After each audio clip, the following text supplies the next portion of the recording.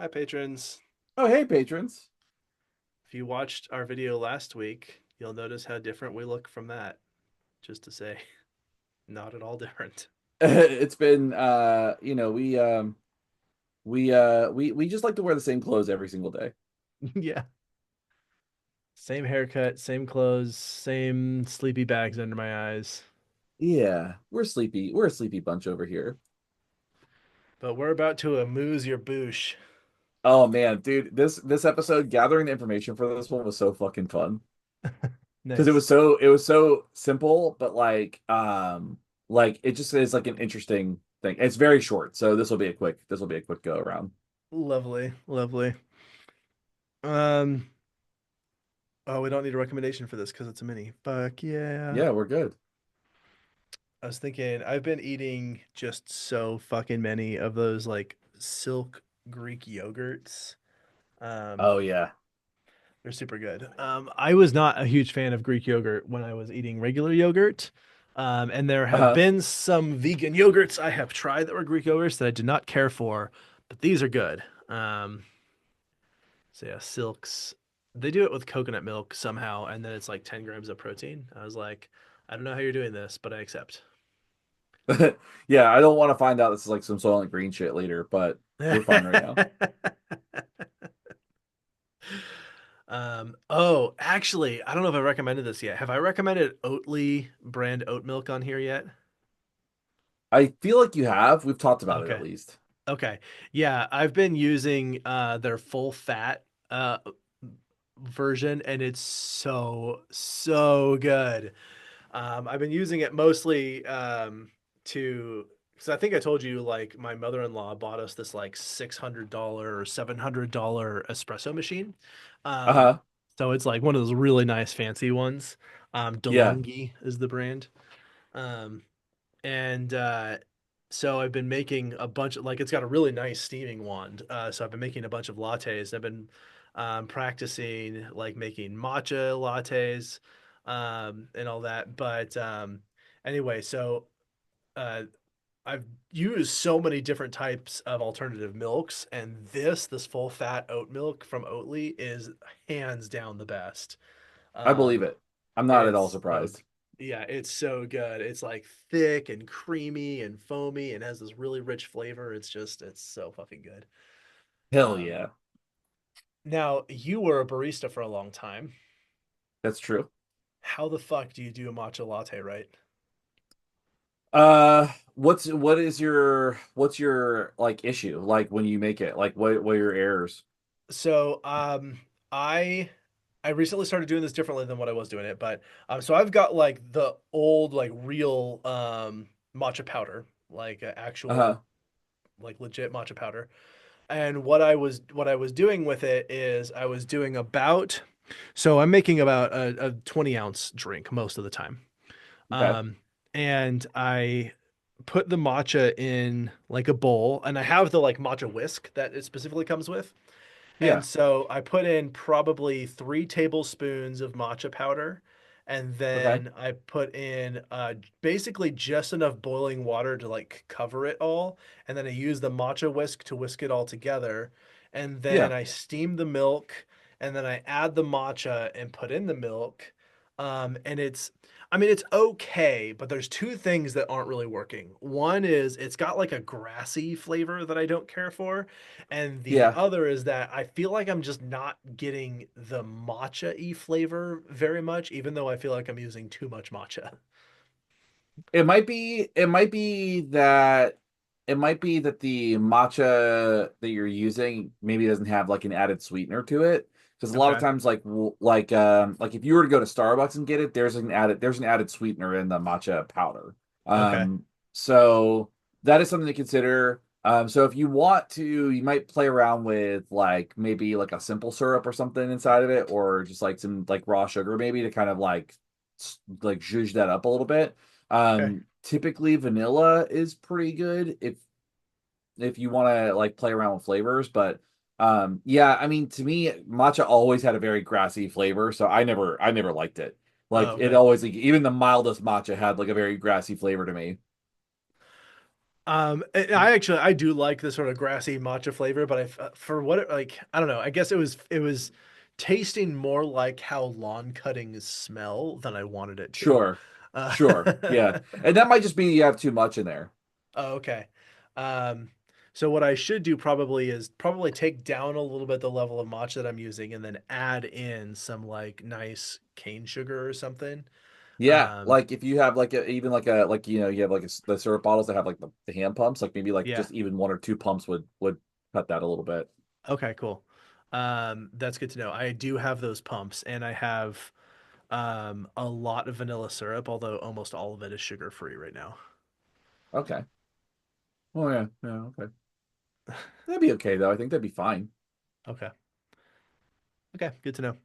Cool. Um, yeah, I've been so Lauren really likes London Fog lattes, so I bought two different types of Earl Grey teas, decaf and then non-decaf because she often prefers decaffeinated. Yeah. And then so I used to just pour the milk straight onto the tea bags, Uh-huh. and I what I started doing was I started actually I'd set aside like a little mug, put the boiling water in with the tea bags, and let that steep while I'm steaming the milk, and then I would basically just pour all of that tea with the bags into the cup and then add the milk, and that seems to have really helped with the flavor of that. Yeah. Yeah. That's like I think we were taught like you always let it steep for like 4 minutes. Okay. Or so like it depends on the type of tea like so like there is because I was a tea master too, and if I remember correctly black teas steep a shorter amount of time and green teas steep a longer amount of time. I can't remember if Hmm. it's one or if it's that or the other way, but like if you steep the tea bags too long the tea leaves will burn and then you'll get Mm, like a real bitter taste. mm, And so like you'll over extract it, which is kind of like what happens when you over like if you're doing a French press and you over extract the beans. So like mm. it's just like it's there's like a timing thing. I can't remember. I'm pretty sure black tea steeps less time, but there's probably a patron that's listening to this is like, no, you're wrong. So I can't remember because it's been like 15 years since I worked at Starbucks, but there is like a timing that you should probably look at for like the ideal amount of time that you would steep black tea because that's what London fog is usually. It's black tea, a perfumed black tea. What do you heat your water up to for doing a French press, and how long do you steep it? Um, but just below boiling. So like I'll boil the water and then let it cool down just a little bit. So like I would say 210 at the highest, just so you don't burn the grounds. And then for a French press, I do 4 minutes flat. Okay.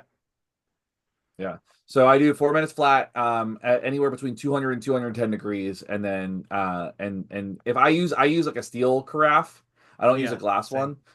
So that way it holds the heat for a little while. And then, yeah, 4 minutes at the most, for that. Yeah, my steel carafe is actually really pretty good at like like insulating the heat. And the electric kettle we use to boil water will boil. You can set the temperature you want. I mean, it's like it Oh, has cool. preset temperatures. I've always just had it set at 210, but I was like, maybe I should go a little bit lower and like shoot for maybe like 200 or 205.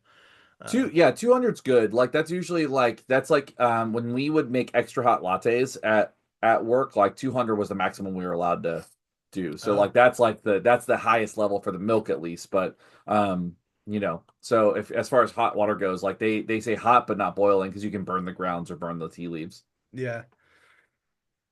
Very good. Very good. Yeah. Man, now I need to make coffee. All right. Well, we need to talk about Amuse Bouche first. Hell yeah. Let's talk about Moose Bouche. All right. Let's open my next file.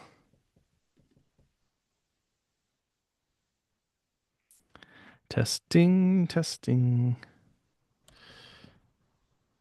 Didn't even actually hit record to do that testing, so that was utterly useless. Not helpful. Renders you utterly useless. uh, did you ever listen to the Juliana theory? I did a little bit, but not very long. I don't think they put out very much content. I think they they did like a couple of albums and an EP, maybe. Right. I was gonna say, yeah, they only had a couple things. Yeah. All right, I'm ready. All right, let's do it. All right, three, two, one, go. Welcome to Why We Do What We Do Mini. I'm your host, Abraham. And I'm Shane. We are a psychology podcast. We talk about all of the things that humans and non-human animals do, and this is a short form called a mini, which is why I called it that.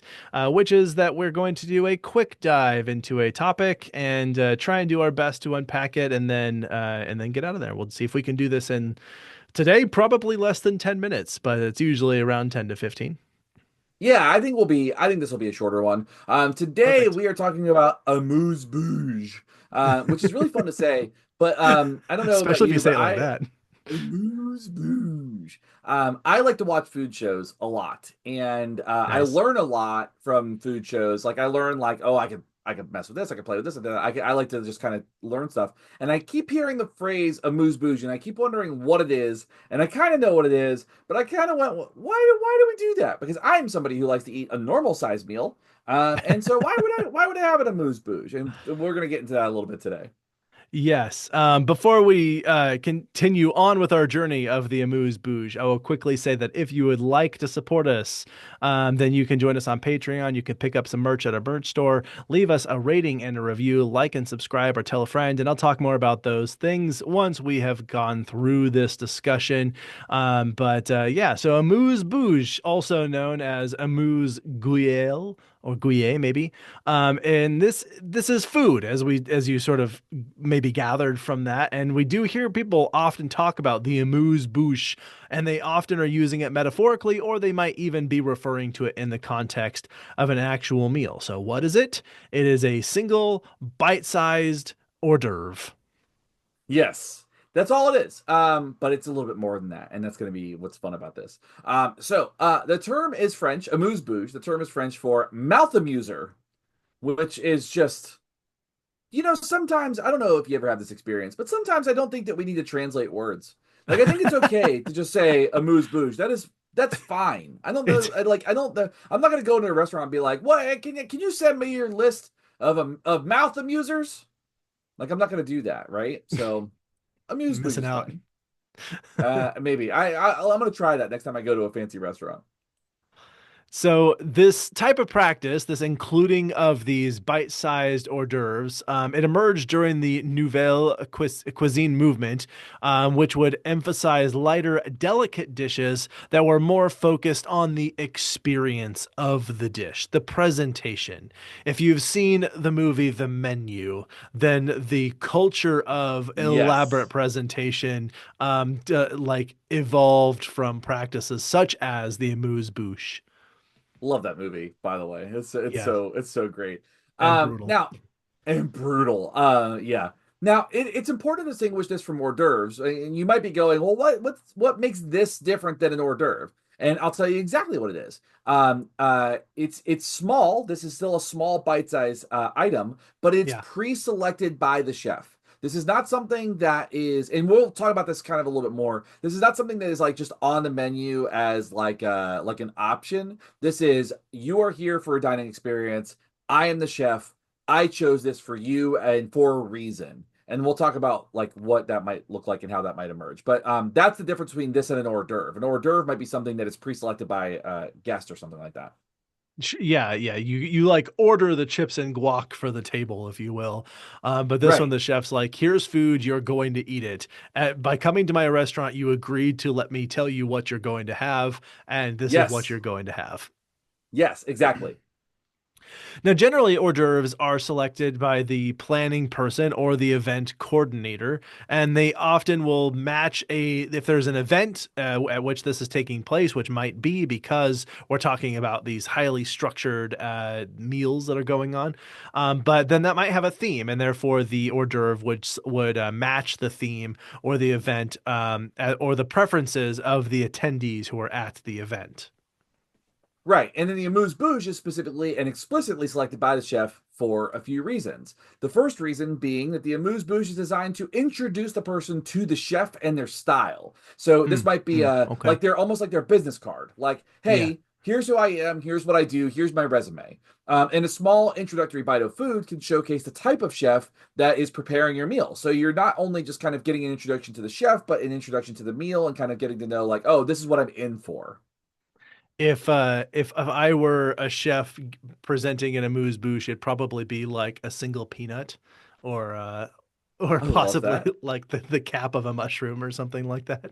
Yeah. I think if I were a chef, it'd probably be like a piece of chocolate, or it would be like, I don't know, like maybe a small little rice ball because I like to make rice and stuff. Oh, It's that's good. you know what it wouldn't be though? It certainly wouldn't be ads. Nice. Oh, Very good. thanks. Okay, we interrupted our list. We were listing the reasons that a chef may select the things that they select for for this amuse bouche. And Yeah, as and you that said, ad, whatever whoever that ad was, that was more like an amuse douche, you know what I'm saying?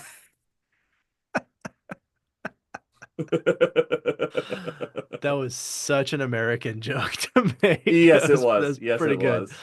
So All dumb. right.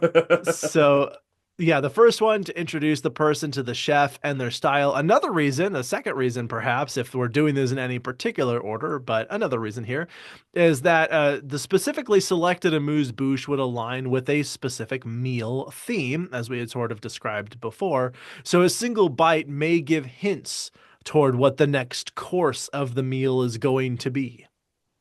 Yeah, and the third reason that you might have this in place is the amuse bouche might allow for some unique creativity beyond what is being eaten. Now, I think this is a really fascinating aspect of food culture. I personally don't really like food culture. Like if I hear somebody describe food as Yeah. bright, it drives me nuts. Like I'm What if it's it's sunshine, though? oh, I mean, if I'm eating sunshine, then like that's a different conversation, I guess. But it is one of those things where like sometimes when I watch like food critics describe food, like if I hear mouthfeel one more time, I'm just gonna I can't. It drains my soul. Like it's like if I were smoking cigarettes, it would take years off my life when I hear people say mouthfeel. But here's the thing that I think is really cool. Like, I don't really care about the culture of it, but I do think that creativity around food is really fascinating. Sure. Yeah, And that's the fair. amuse bouche does allow like a unique creativity because you can take some type of like maybe a larger, like maybe widely accepted meal and turn it into a small bite and figure out how to get that same impact, that same flavor, that same intensity from a main course into a single bite. And I think that's really fascinating. And so they also play around with how the bite is plated. It might be consumed like it might be in a demitasse cup or a mug, which is like usually the small mug that you use for espresso, or a large soup spoon. You might do something like that. There's lots of different ways they can do this, but how the bite is plated or consumed might be just as unique as the flavors themselves. So they might have put together a really wonderful bite, or they might have done something really cool with its presentation or how they deconstruct it, stuff like that. So there is something really fascinating about the creativity of this exact thing. All right. So I often hear people talk about the amuse bouche, and it sounds like they're talking about the thing on top that makes it all worth it. And instead, what it really is referring to is the highly stylized, pre-selected presentation that is helps curate an experience for the meal. But Mm-hmm. why do we even care about chasing such a thing? Well, food and food culture provide these really interesting opportunities to display certain cultural practices, and in particular, French cuisine generally seems to highlight these like fine, delicate, light flavors, fresh and locally sourced ingredients with just this really strong emphasis on the quality of the ingredients themselves. By introducing these light bites, a chef can continue to foster French cultural food practices while also introducing the patron to something new and creative with how the food is actually presented and brought out to them. So I think there's this element of embracing the privilege of a culture that enables us to be so focused on food aside from its nutritional and sustenance qualities and embrace something an artistic aspect of our food because we live in a place and a time where we're afforded that luxury. Absolutely. I think another thing too why people do this is people love good storytelling. They love telling a story, they love writing theme, they love doing this type of stuff. And an Amuse Bouche provides a chef an opportunity to write an introductory paragraph to their food novel. Right? Like this is kind of like the hook. This is the man in black fled across the desert and the gunslinger followed of meals, Yeah, right? Like beautiful. Yeah, that's what this does. It gets you in and it like hooks you and you're like, oh, I can't wait to see what's next. That was just a sample of what's to come. And sometimes the storytelling, like we mentioned in the menu, there is a story there. It's grim, it's dark, it's satire, but it is one of those things where it starts with these small bites that are a story. yeah. And that's what the chef is aiming to do, although Now, not nicely. in the menu, yeah. Yeah. Some of you may have heard Shane talk about Gunslinger. This is in case you're unfamiliar, we are fans of Stephen King, and the gun that what he said was the opening line of the first book of the Dark Tower series, and Hmm. it was so beautifully crafted and emblematic of the epic nature of that story, Yes. that it works beautifully as a metaphor for setting up that story. Now, I Well, think to be thank you. fair, really quick, I will say I am one of those people who mostly just cares that I don't feel hungry. I am not particularly thrilled by um, paying $100 for a leaf of basil on a plate. I Sure. know some people they do go that particular route, and good on them if that's how they like to enjoy their food. And to be fair, like I am impressed by really high quality and brilliant like food presentations. I just feel like I can admire that from afar. That does not need to be a part of sort of my routine around food. Right. But I think it's a, acceptable to celebrate that these can be culturally meaningful things to people, and that people find enjoyment in having this like very ostentatious presentation of their food. And more power to them. Like that's maybe not my bag, but if people enjoy their food that way, then good for them. Yeah, I also subscribe to that. Beautiful. All Yeah. right. Well, this was a mini, so that means that we can probably close it out there. As I mentioned, if you'd like to support us, you can get all these behind the scenes goodies and ad free shows and early content by joining us on Patreon. In addition to being a patron that helps support us and getting those benefits, I will also read your name at the list of our full length episodes and an acknowledgement of your kind, generous support. And I'll simply say thank you to our patrons for our minis. And then if you would like to other support us in other ways, you can pick up some merch at our merch store. If you leave us a rating and a review, that makes it more likely that people will find us. Subscribe to make sure that you always get our episodes in your podcast feed, and then just go tell someone else that you think might enjoy this podcast. Maybe if you think they won't enjoy it, maybe just tell them, and then we'll find out. Maybe Right. they'll hate you, or maybe they'll be like, "Hey, that was a really good recommend. Thanks for sending me that way." Or maybe they'll say that was terrible, and I really wish you would never recommend podcasts to me anymore. But hey, at least you tried. Um, Yeah. but anyway, if you're joining us for the first time, thank you for sitting through this. If you're a returning listener, then we're happy to have you back. And if you'd like to tell us your thoughts about Amuse Boost or other things, you can email us at info@wwd.podcast.com or reach us on the social media platforms. Shane, am I missing anything, or is there anything you would like to add before we say our goodbyes? Nope, I think we're good. Thank you all for listening. Thank you to my team of people for helping this podcast be a thing. Thank you for recording with me today, Shane.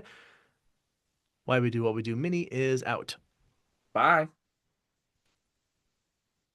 Maybe I've just decided we're just gonna have to say my not to say our names at the end of minis. Maybe that's what's going I on think here. it's fine too. I think that works perfectly. I always realize it once I've hit like done recording. I don't think there's anything wrong with that. All right, we did the thing. Thank you, Shane. I appreciate you. Yeah, anytime, man. Thank you for making this happen with me. Yeah. Cool. And I'll say goodbye to our patrons. Bye, patrons. Bye, patrons.